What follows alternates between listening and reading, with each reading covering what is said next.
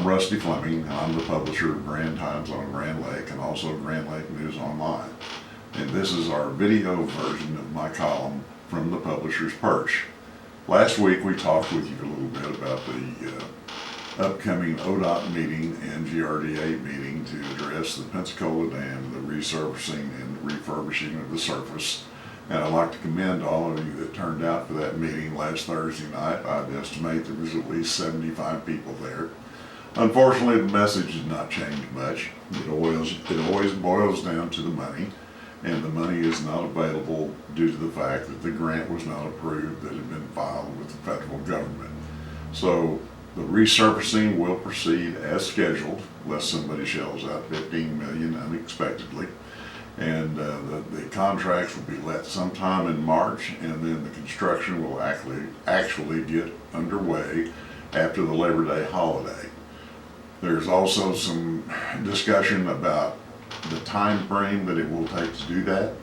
And the latest information that we have is the dam will be closed for 5 months, and then the spillways will be closed for 4 months following that. So for those of us that are east of the spillways, it's going to be a 9-month closure any way you want to look at it. All right, let's move on to I don't know that it's more important, but it's certainly more fun.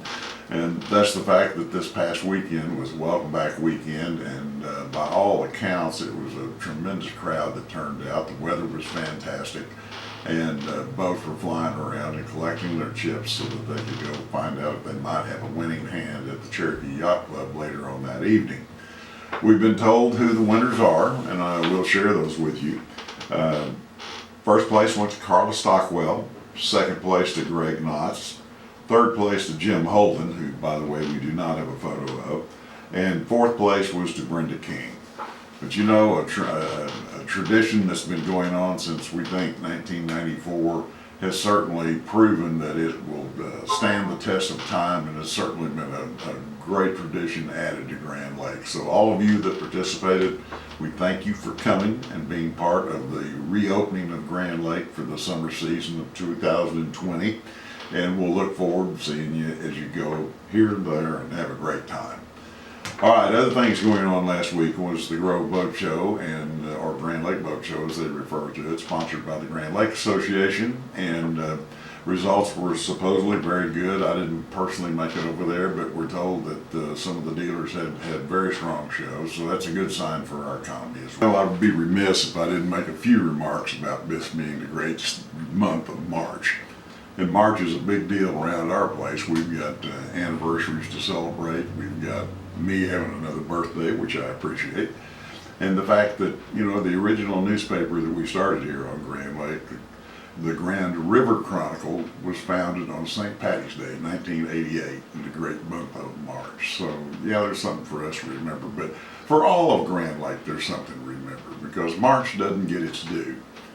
Grand Lake, the work on the dam was actually completed, for the most part, by March of 1940.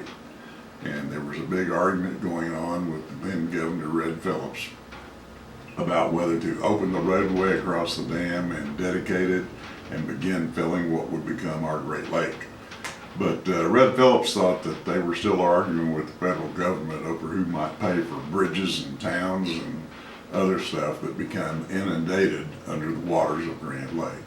So he was holding out. So W.R. Holloway, who was the chief engineer on not only this project but many others in northeastern Oklahoma, snuck off in the middle of the night, dropped the last log into the last gate, and the dam started holding back the waters that would eventually become Grand Lake. And it's a great success story. We often refer to it as the golden goose that laid the golden egg. And that's what it's been for northeastern Oklahoma. So there's your history lesson for this week. Appreciate the month of March. This is the month that really got Grand Lake started, and not when we celebrate the birthday in August. And as you know, here's what I like to say. See you around the pond.